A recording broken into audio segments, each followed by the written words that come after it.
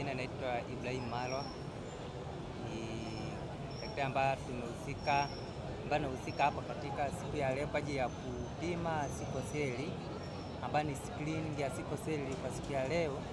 Kwa tunapima kipimo ambacho tunapopima tunaangalia mtu mwenye sikoseli au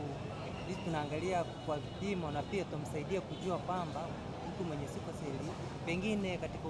maisha yake au katika mwili wake na pengine amechukua vinasaba vya sikoseli bila yeye kujua.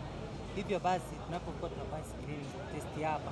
vipimo tunapima, tutamsaidia yeye kujua kwamba katika maisha yake yajao kama ana vinasaba vya hiyo sikoseli, asije akafanyeje akaweza kuwa ajue mwenzo wake, pengine pia akijaenda kwenye mwenzo wake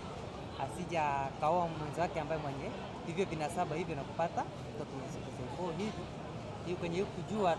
anapopima mwenyewe anaweza kujua kwamba umuhimu wa kupima msaidia kujua kwamba yeye yuko katika hali gani, na pia kwa maisha yake